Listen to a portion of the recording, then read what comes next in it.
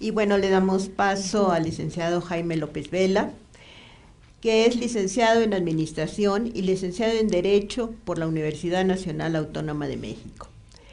Es titular del Cabinet Jurídic como abogado litigante en ramas del derecho internacional público y privado.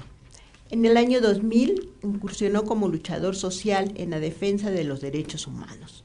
Fundó en 2003 la Agenda LGBT-AC, una organización que trabaja en la promoción y defensa de los derechos humanos de las personas de la diversidad sexual en México, promoviendo campañas y acciones contra la discriminación y para enfrentar la pandemia del VIH-Sida.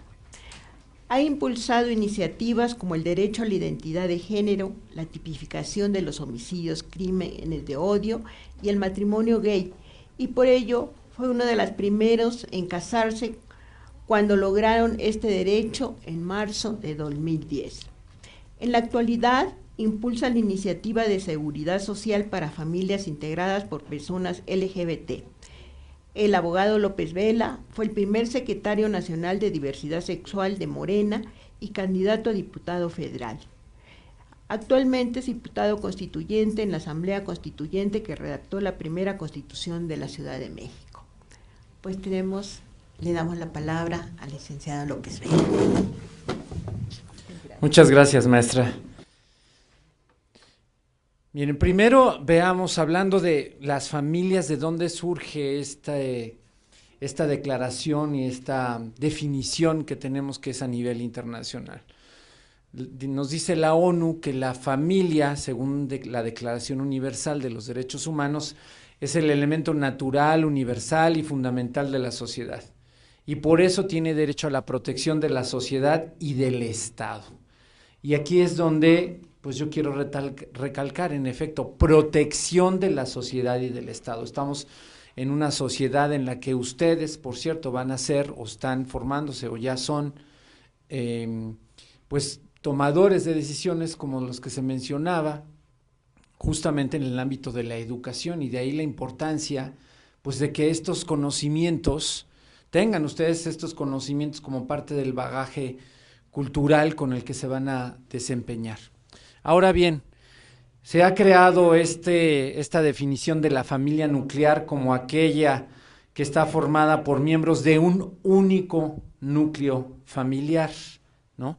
En donde hay una pareja y hay hijos. Y ese es el concepto general sobre la familia nuclear que al mismo tiempo ha generado tantos problemas. Porque al lado de esto, pues hoy, justamente ayer festejábamos el Día Internacional de la Familia, esto que veíamos como la Declaración Universal que hizo la ONU en 1994. Y miren, ya hay aquí, por lo menos por parte del Seguro Social, un intento por reconocer que existen las familias diversas. Esta es justamente la imagen que utilizó ayer el Seguro Social para hablar de las familias.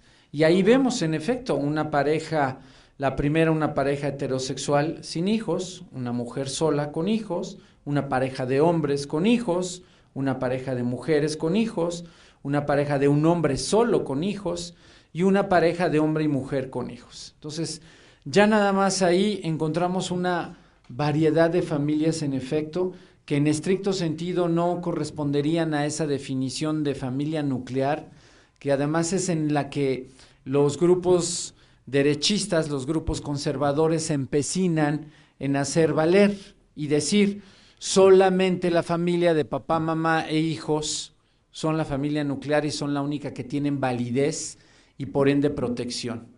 Y ahí nos enfrentamos de manera muy clara pues a esta realidad social en la que por supuesto pues no es así. Ahora bien, ¿cuáles son las familias homoparentales y las lesbomaternales, hablando de familias de la diversidad sexual? Bueno, pues las homoparentales son familias entre hombres con hijos o familias de mujeres con hijos, las lesbomaternales. Encontramos por ahí un estudio que nos decía que de acuerdo a este estudio, valga la redundancia, la UNAM y el Colmex determinaban que existen aproximadamente en el último censo 229,000 hogares, en los cuales diversos, en los cuales 172,000 tendrían hijos. Y es que, en efecto, fíjense, no tenemos a la fecha ni siquiera un censo, una medición estadística que nos diga cuál es el porcentaje de personas que integramos este universo de la diversidad sexual. Apenas ahorita, imagínense, justamente desde la Cámara de Diputados estamos presentando un punto de acuerdo ahorita para exhortar al INEGI que, como parte de este censo nacional que se realiza, ustedes saben, cada 6 años y hay mediciones cada 5 años, pues se incluya al universo de la diversidad sexual, porque ya les decía, no tenemos ni siquiera una referencia exacta. Las únicas referencias que tenemos de la población más o menos reconocidas vienen de Europa, vienen de Canadá, vienen de Francia, y se estima que hay una población de la diversidad sexual de entre un 8 y un 10% de la población. Pero en el caso de México no tenemos esta medición, y si tomáramos en cuenta ese 10% de la población y tomando en cuenta que somos 110 millones de mexicanos, 115, en fin, pues estamos hablando por lo menos de 10 millones de personas en toda la República Mexicana. Pero les decía, ni siquiera tenemos no es un dato duro, firme, que nos pueda servir para poder incidir de manera clara en las políticas públicas que tendrían que adoptarse hacia este sector de la población. Ahora bien, aquí está esto de familias LGBTI. ¿Por qué hablamos de familias LGBTI? Bueno, pues aquí quisiera detenerme en estos 3 conceptos para que nos quede muy claro de cómo se conforma este universo LGBTI y por qué en este universo LGBTI justamente no aparece la H que mencionaba el profesor. Bueno, pues porque quienes hemos estado dando la lucha por nuestros derechos, falta una imagen ahí más, quienes hemos estado dando la lucha por nuestros derechos ya por años, nos enfrentamos justamente a un universo heteronormativo. Nos enfrentamos a este universo jurídico, a este universo social, a este universo cultural, permeado por la heteronormatividad, en donde las relaciones entre hombre y mujer son las válidas. Nadie tiene inconveniente en ver a una pareja de un hombre y una mujer besándose, por ejemplo, aquí a la salida de la universidad, nadie diría nada, ¿no? Podríamos pasar y ver a una pareja de hombre y mujer besándose muy efusivamente y a nadie le sorprendería, todo el mundo pasaría de largo. El problema es que hubiera una pareja de 2 hombres. Y todavía menor es el problema si fuera una pareja de mujeres, porque ver a 2 mujeres juntas, a 2 mujeres de la mano, tampoco representa mayor problema. Cuando vemos las películas pornográficas, por ejemplo, ¿no? La imagen de 2 mujeres teniendo sexo es incluso una de las grandes fantasías de los hombres, ¿no? De los heterosexuales, les provoca un morbo ahí. El problema es cuando esas mujeres o cuando esas 2 personas sale un pene de por medio, ¿no? Y entonces, ¿cómo? ¿No? O sea, ¿cómo 2 penes están ahí teniendo una relación? Ese es el problema. Y frente a esta heteronormatividad, pues es que tuvimos que crear este concepto de la diversidad sexual para decir, la sexualidad, la reconocida, que es la heterosexual, pues eso no tiene ningún problema, ¿no? No hay ninguna reivindicación ahí, ellos se pueden casar, se pueden divorciar. Fíjense, en el Seguro Social, por ejemplo, pueden registrar a su esposa y a su concubina, ¿no? Tienen hasta ese derecho.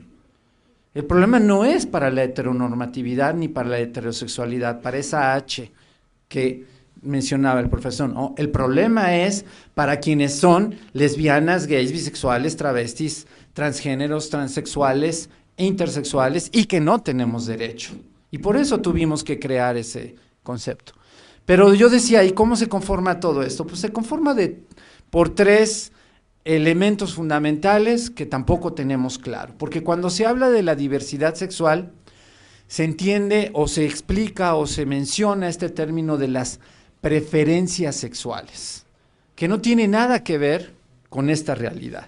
Ese es un término, ya decía también el profesor, no tenemos los suficientes términos para hablar ni siquiera del universo de la diversidad. Y sí, en este caso sí los tenemos, lo que pasa es que no los conocemos y no los empleamos tampoco.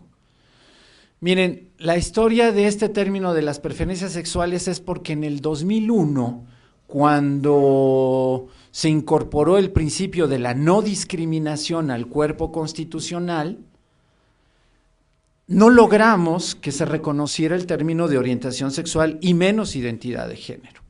Y entonces los grupos, los tomadores de decisiones, los derechistas, pues solamente permitieron que se incluyera el término de preferencias. Fue lo más que logramos. Y luego en el 2011, cuando se reforma de nueva cuenta la Constitución, entre muchas de las reformas que ha sufrido, y se incorporan los derechos humanos, logramos que de preferencias se pasara a preferencias sexuales. Pero ni una ni otra son correctas. Estamos hablando de la orientación sexual como una condición humana, como la condición de las personas, sencillamente para sentir, resuman todo eso en una palabra: atracción. ¿Por quién siento yo atracción? ¿No? Y esta atracción que yo siento puede ser por personas del mismo sexo, puede ser por personas distinto al sexo mío, al sexo al que yo soy, con el que me identifico. O bien puede ser por ambas, por hombres y mujeres por igual. Esa es la orientación sexual.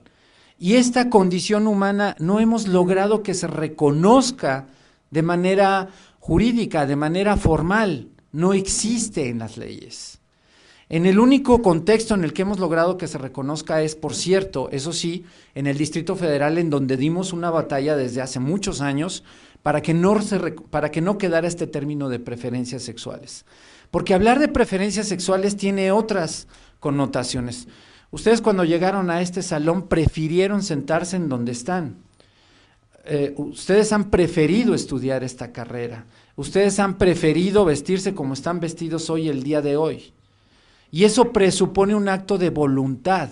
Yo decidí, ¿no?, que abrí mi closet y decidí que me iba a poner, ¿no? Hay una voluntad ahí. En tanto que en la orientación sexual no se trata de una voluntad. Si se tratara de preferir, podríamos preferir dejar de ser gays, ¿no?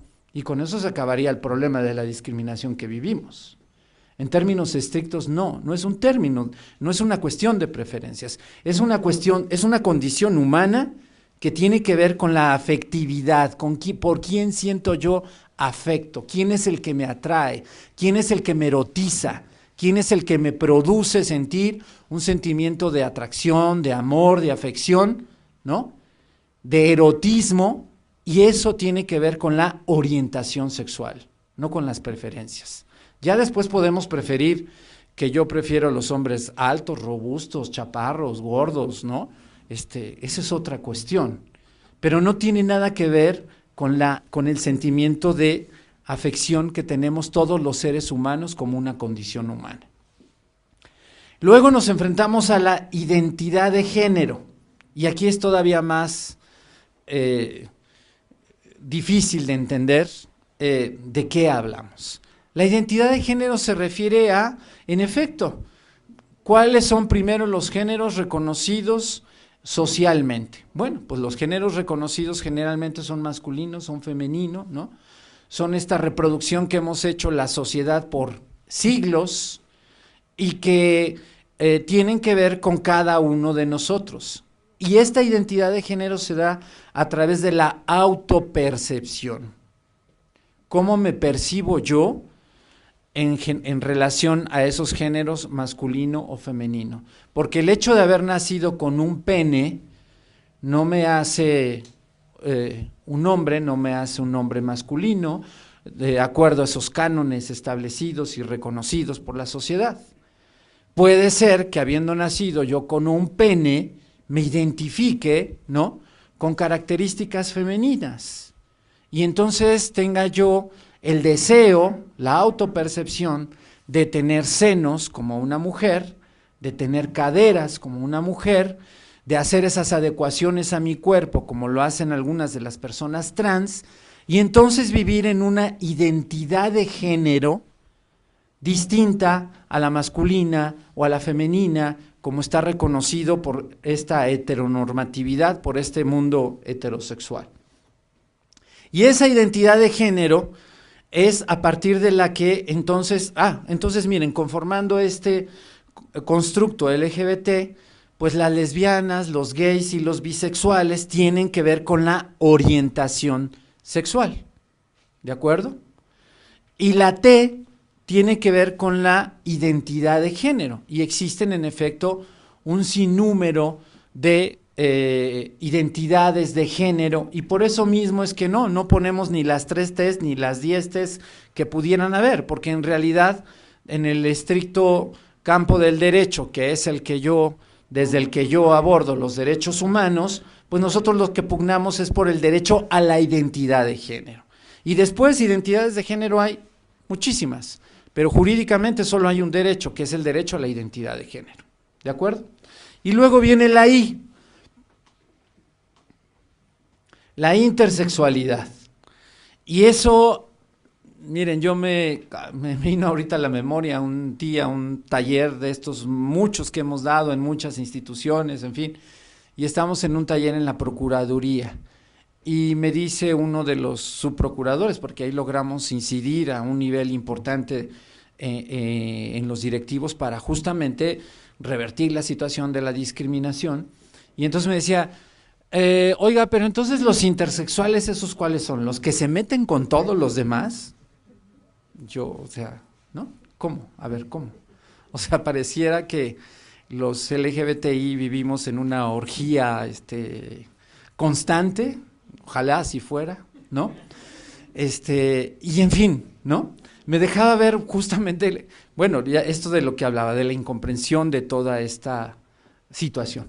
Pues no, la intersexualidad tiene que ver con personas que al momento de nacer, sus genitales no les permiten identificar si es un niño o si es una niña, ¿no? Y decía también el ponente anterior, nació una persona así, y eso es lo que deberíamos de poder registrar. El problema, fíjense, es que en el caso de las personas intersexualidades hay una terrible situación. Como los médicos no saben qué es, si es un pene o es una vagina, pues entonces ellos intervienen a ese niño y entonces le reconstruyen un pene o una vagina. Y entonces imagínense ustedes que sintiéndose hombres o mujeres hoy en día a partir de su sexo biológico, les hubieran dejado una vagina o un pene, porque hubieran nacido con un estado de intersexualidad. Y esa situación terrible viven, no sabemos cuántas personas, por lo menos, sí sabemos cuántas, dice una estadística por ahí, bueno, podemos más o menos saber. Dice una persona que dice una estadística por ahí que una persona entre cada 130,000 naciste intersexual, ¿no? Y entonces el problema es que los padres salen huyendo con el niño o abandonan el niño, como hemos visto muchos casos, por ejemplo, al interior del país, porque la madre está convencida que fue la brujería de la comadre de la esquina, ¿no?, que hizo que el hijo naciera con esa situación. O fue porque el padre le puso el cuerno con la vecina, ¿no?, que por eso el niño nació así. Y todos esos mitos y prejuicios son los que se imponen frente a la realidad de la intersexualidad, que tiene que ver con una condición puramente biológica. Es un cuerpo en el que el sexo no terminó de desarrollarse, se reconocen más o menos 7 estados intersexuales, toda la información científica que hay alrededor establece más o menos que al final del día los estados intersexuales, uno de los dos sexos se va a bloquear y que solamente uno de ellos se va a desarrollar. Hay muy pocos casos en los que los dos sexos se desarrollan plenamente, ¿no?, de personas, de seres humanos que tienen un pene y una vagina, pero que la vagina nunca será funcional, nunca podrá ser preñada esa persona, ese individuo, por ejemplo, ¿no? En fin, es una situación muy compleja desde el punto de vista biológico, médico, psicológico para esa persona, ¿no? Porque entonces, ¿cómo me identifico? ¿No? ¿Y en dónde me pongo? ¿Soy mujer? ¿Soy hombre? Y, en fin, todas esas situaciones pues son las que han creado y por las que tuvimos que crear este constructo de la diversidad sexual, insisto, frente a lo que no tiene ningún problema. Un hombre que tiene un pene y que se asume como masculino y que es muy macho y que tiene casa chica, mediana, grande, ¿no? Y que es golpeador y proveedor y no, ese no tiene ningún problema, ese está reconocido y valorizado, ¿no? El problema son todos estos que quién sabe de dónde salieron, ¿no? ¿Y por qué están aquí? ¿Y cómo se les ocurre pedir derechos? Todavía peor, ¿no? En fin, perdón, acá. Existen una serie de resoluciones hoy en día, miren, justamente a partir de la orientación sexual y la identidad de género.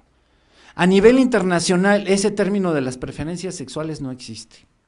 Afortunadamente, estos temas que se empezaron a abordar hace 30 años y más, allá afuera, en la comunidad internacional, desde entonces fue muy claro. Y hay una primera resolución, los principios de Yogyakarta, ¿no?, que establecen justamente los derechos que son la base fundamental de los derechos de las personas a partir de la orientación sexual y de la identidad de género de manera muy clara.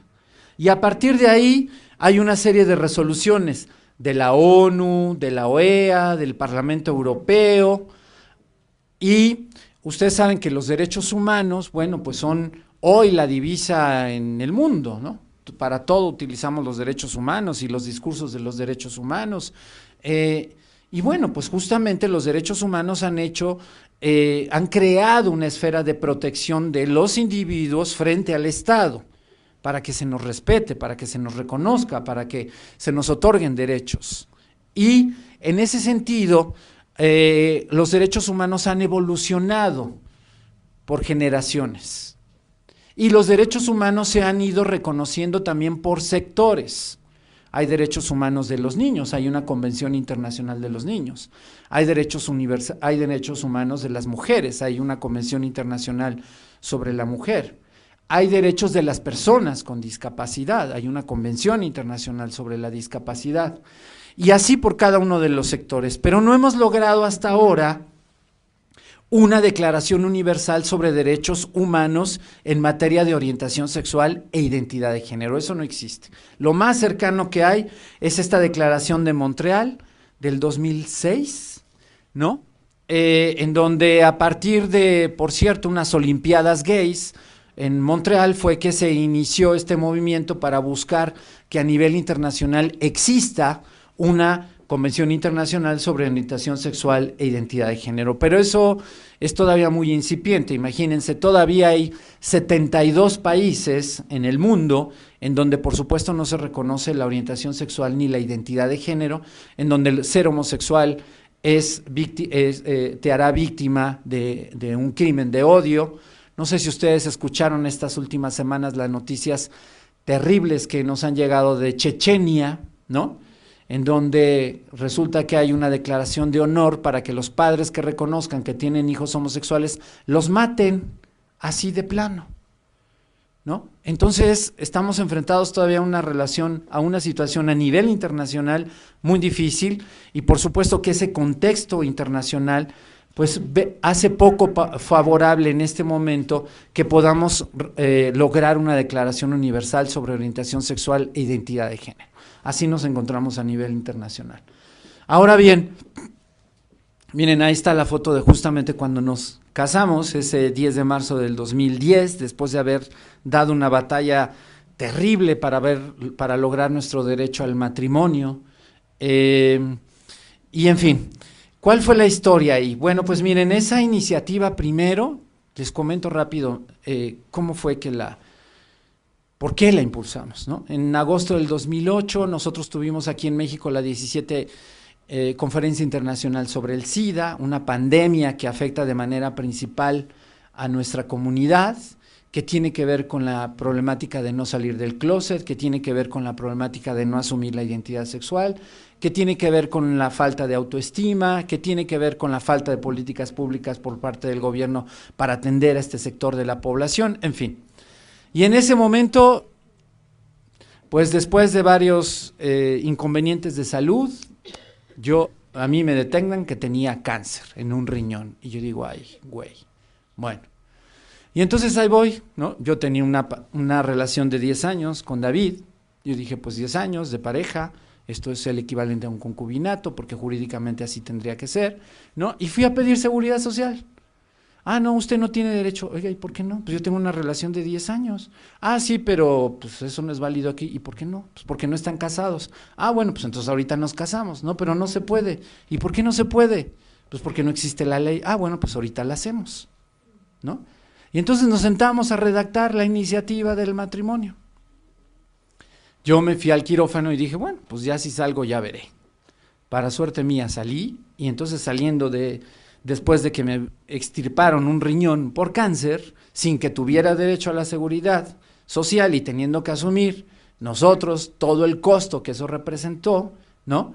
Pues nos dimos a la batalla de lograr el derecho al matrimonio y logramos entonces que se aprobara en diciembre del 2009. Luego entonces nos casamos en marzo del 2010, que fue cuando entró en vigor el matrimonio, y de inmediato el gobierno federal de entonces, encabezado por el PAN, por Felipe Calderón, interpuso un recurso de inconstitucionalidad, es decir, fueron a la Corte a decir, ese matrimonio no es válido porque está en contra de la Constitución, ¿no? Entonces tuvimos que ir ante la Corte a defendernos, y la Corte resolvió, primero, que nuestro derecho al matrimonio era constitucional, que no estábamos violando ninguna ley, que teníamos derecho, a partir de los derechos humanos, a vivir bajo las dos premisas de los derechos humanos, que son la igualdad y la no discriminación. Luego resolvió la Corte que nuestro matrimonio tenía validez en todo el país. Así como hay una pareja que se casa en Chihuahua, en Puebla o en Tabasco, que viene a la Ciudad de México y hace valer su matrimonio. De la misma manera, nosotros teníamos ese derecho también. Y luego que teníamos también derecho a la adopción, porque la adopción es una manera de crear o ampliar una familia. Y ahí me quiero detener un momento, porque miren, cuando se habla de la adopción homoparental o lesbomaternal, bueno, nos dijeron, ¿qué no nos dijeron?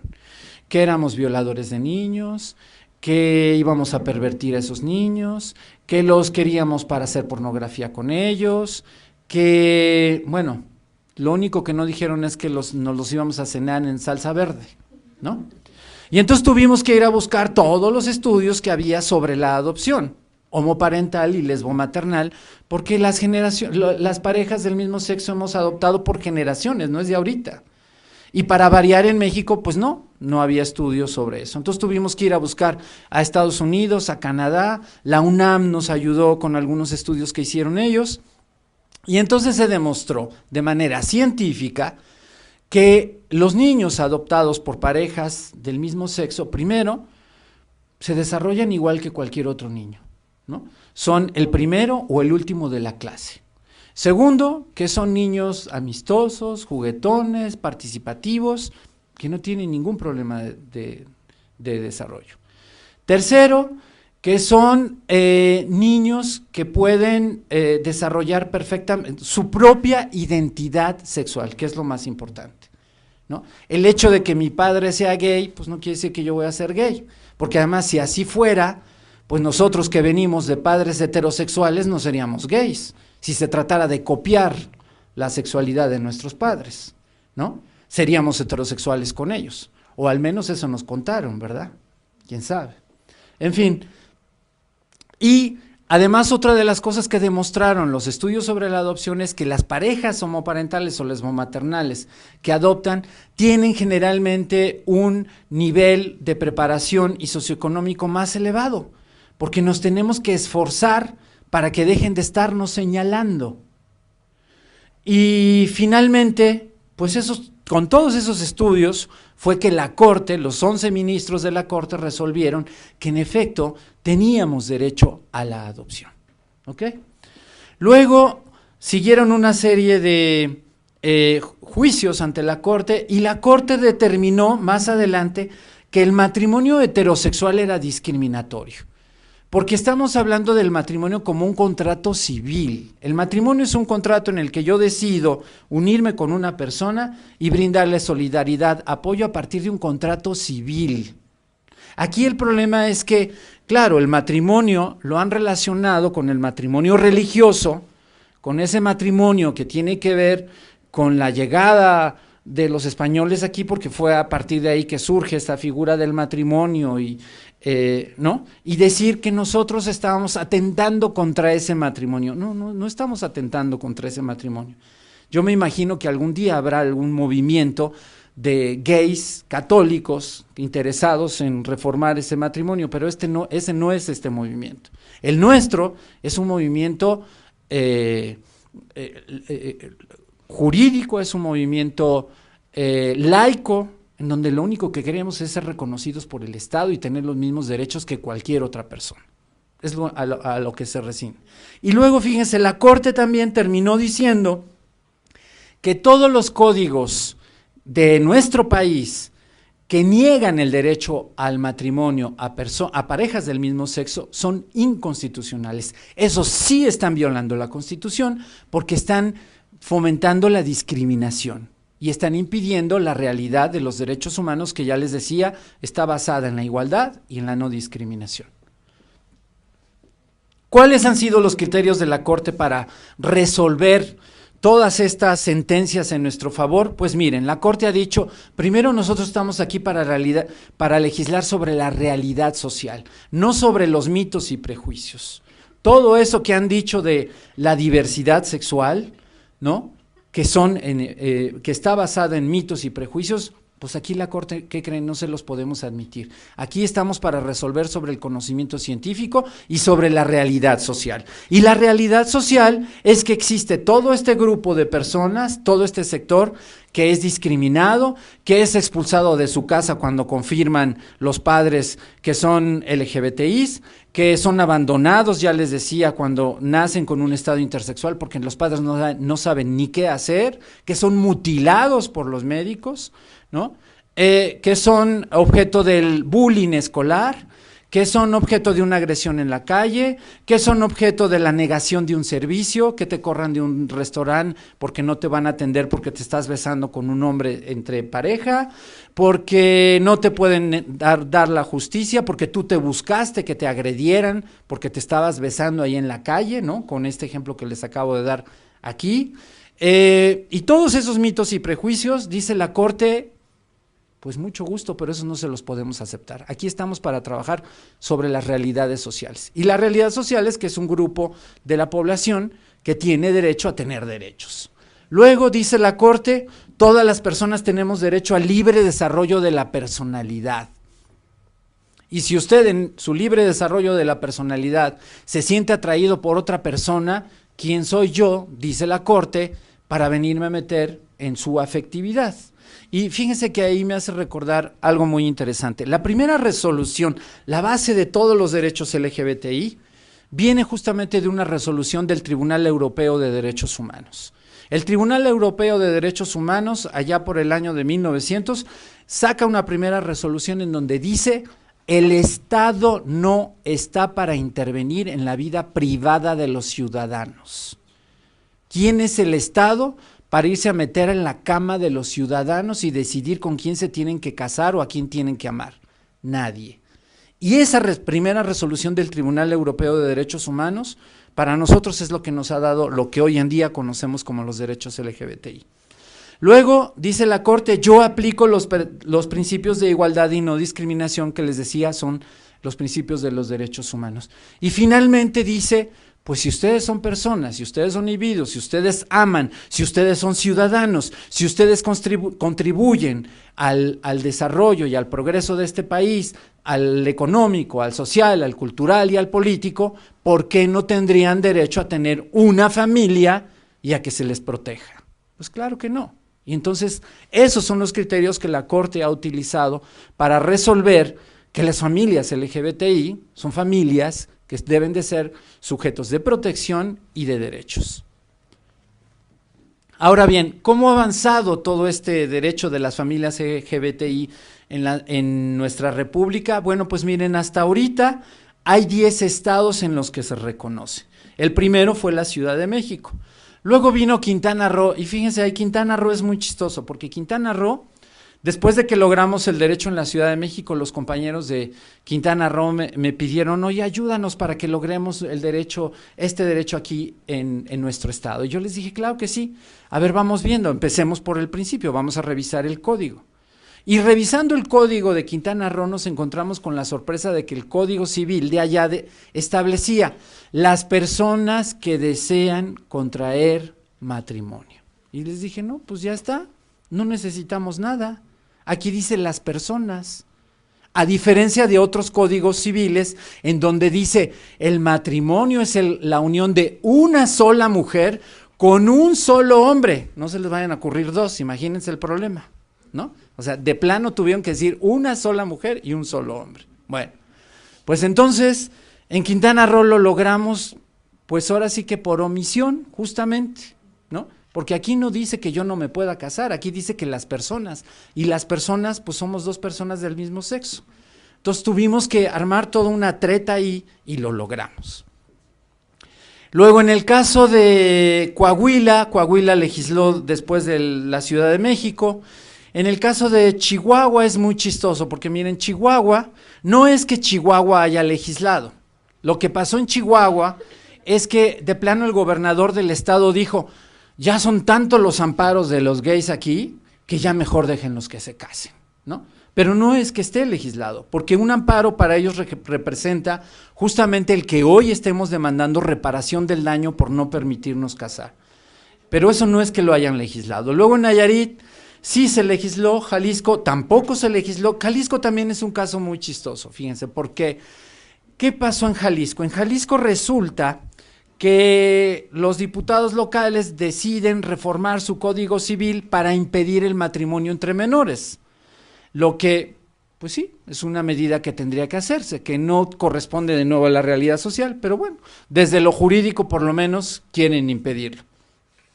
Y entonces ellos, por torpeza jurídica, publican todo el articulado de los artículos relativos al matrimonio. Y entonces, ¿qué creen? Esa torpeza jurídica de ellos nos ayudó a que nosotros dijéramos, ellos están publicando aquí el artículo del matrimonio. Y aunque ni lo estén mencionando, por técnica jurídica, nosotros pedimos que se revisara. Y a la luz de lo que la Corte ya había dicho, pues, ¿qué creen? La Corte les dijo a Jalisco, oigan, ustedes vinieron aquí a decir que estaban en contra del matrimonio entre menores. Eso está muy bien, pero ¿qué creen? También están publicando el artículo sobre el matrimonio y yo aprovecho para decirles que su artículo es inconstitucional. Entonces, por torpeza jurídica, logramos que se reconociera en Jalisco. En Campeche se legisló, en Michoacán se legisló, en Morelos se legisló y Colima fue otra barbaridad jurídica. En Colima fueron al grado de crear una figura que llamaron enlaces conyugales. Y entonces dijeron, no. Reformaron la Constitución de su estado, reformaron el Código Civil de su estado y crearon, les digo, esta figura que llamaron enlaces conyugales para decir los gays de este lado en los enlaces conyugales y los heterosexuales de este lado al matrimonio. Y entonces tuvimos que llevar todo eso a la Corte para que la Corte les dijera una vez más, señores, eso que están haciendo es discriminación. Y logramos que se revirtiera. Hay pues esta jurisprudencia de la Corte que en el 2015 estableció lo que ya les decía, que todos los códigos que impiden el matrimonio gay son códigos inconstitucionales. Hay una recomendación que estableció la CNDH en diciembre del 2015 en ese mismo sentido, recomendando a los estados, a todos los estados que legislaran a favor. Y luego, con todo esto, Enrique Peña Nieto el año pasado se sacó de la manga la iniciativa, ¿no? Mañana vamos a hacer un año. En Los Pinos hizo un evento con la comunidad y nos dijo, vamos a impulsar el matrimonio gay y lo vamos a incorporar a la Constitución. Y ustedes vieron lo que pasó, los grupos de derecha se alzaron, marcharon, y entonces el Estado sucumbió, ¿no?, ante la doble moral de estas iglesias, y terminaron por decirnos desde la Cámara de Diputados pues que siempre no, que no iban a aprobar la iniciativa. Entonces nos dejaron pasmados ahí con eso, y lo cierto hoy en día, fíjense, es que con todo esto que hemos logrado, con todos los más de 8,000 matrimonios que ya llevamos en la Ciudad de México y en todo el país, todavía seguimos sin seguridad social. Todavía nuestros esposos, nuestras parejas, nuestros concubinos siguen sin seguridad social. Seguimos pugnando porque este derecho se cumpla ante la Cámara de Diputados, se legisle al respecto, y eso es justamente la batalla que estamos dando en estos momentos. Luego, siendo ya diputado constituyente, bueno, pues dimos la batalla ahí, y ahí les quiero comentar esta anécdota. Hasta ahora es la primera vez que lo cuento, porque no habíamos tenido un foro para contar qué fue lo que pasó en el constituyente. Yo era diputado suplente en el constituyente, y el titular era Bruno Bichir, un actor que seguramente conocerán. Bueno, hablamos con Bruno cuando estábamos en este periodo y le pedimos que cuando viniera la discusión sobre nuestros derechos me permitiera justamente asumir la titularidad para dar la defensa. Y cuando me incorporé al cuerpo legislativo en medio de la batalla del constituyente, lo primero que me dijeron, no, es que el matrimonio no va a pasar, el matrimonio gay no va a pasar. Y yo, ¿cómo que no va a pasar? No, ya hicimos aquí un consenso y ya quedamos que no. Así que váyanle buscando una redacción. Y dije, pues váyanle buscando ustedes una, porque yo vine aquí a morirme en la raya y yo no me voy si no tenemos el matrimonio, ¿no? Eso me dijeron los grupos del PRI. Entonces, el trabajo fue hablar con cada uno de los diputados, ¿no?, y estar hablando con ellos, haciendo este consenso para lograr que se reconociera este derecho. Finalmente hicimos de nuevo, como lo hemos tenido que hacer a lo largo de toda esta historia, una trepta, y por eso les digo que es la primera vez que lo cuento. Yo le dije a Bruno, mira, antes de que tú te vayas, tú vas a presentar esta iniciativa, y en efecto, Bruno presentó una iniciativa en donde él reconocía que en efecto estaba de acuerdo en que no iba a haber matrimonio y que iba a haber otra cosa ahí. Y entonces, cuando yo llego, me dicen, no, ya tenemos la iniciativa de Bruno. Y yo, sí, nada más que ¿qué creen? Que Bruno ya no es el diputado soy ahora yo. Entonces, de entrada, lo que yo hice fue, ahora sí que hacer una finta, primero aventar esa iniciativa para ver qué actitud tomaban, quiénes estaban a favor, quiénes estaban en contra, y que eso nos permitiera a nosotros evaluar y hacer una estrategia. Y en efecto, funcionó. Ellos se fueron con la finta de que nosotros íbamos a estar a favor de que no hubiera matrimonio, y entonces yo me dediqué a ver con los que sí estaban de acuerdo, que nos apoyaran y que nos ayudaran, y a los que no estaban de acuerdo, empezar a exhibirlos por su homofobia. Al final del día lo logramos, y finalmente quedaron incluidos estos 3 artículos. En el artículo 4, ¿no?, se establecen los principios de aplicación de los derechos humanos, que ya les decía es la igualdad y la no discriminación, y desde ahí ya no nos podían decir que no. Luego en el artículo 6 se establecía que somos una ciudad de libertades y derechos sexuales de manera expresa, y eso fue una segunda forma de apuntalar nuestro derecho al matrimonio. Y finalmente, en el artículo 11 quedaron plasmados los derechos de las personas LGBTI. ¿Pero qué creen? De nueva cuenta, estamos enfrentando la impugnación que hace el gobierno federal, el gobierno de Peña Nieto, ante la Suprema Corte de Justicia, porque dicen ellos que están en contra del matrimonio, porque el matrimonio entre personas del mismo sexo, porque eso va a provocar la poligamia. Bueno, ya es un argumento que nunca habían utilizado hasta ahora, han utilizado muchos, pero ese nunca lo habían utilizado. Y entonces hoy estamos ante la Corte defendiéndonos para que el matrimonio entre personas del mismo sexo quede finalmente firme ante el cuerpo de la Asamblea Constituyente, ante el cuerpo de la primera Constitución que tendremos aquí en la Ciudad de México. pues justamente estamos terminando. Entonces, esta ha sido la historia de la lucha por los derechos de las familias LGBTI, por los derechos de la diversidad sexual, por los derechos que hoy se reconocen a partir de la orientación sexual y la identidad de género. Y como ven, pues todavía es mucho lo que tenemos por hacer. Mañana, les decía, estamos cumpliendo un aniversario más, una conmemoración más del Día Nacional de Lucha contra la Homofobia. Le preguntaba yo a la maestra justamente si el que vinieran de morado tenía algún significado, porque para nosotros lo tiene, es el color que representa justamente la lucha contra la homofobia. Así que bueno, yo me voy a dar más bien voy a darlo a favor de nosotros, ¿no?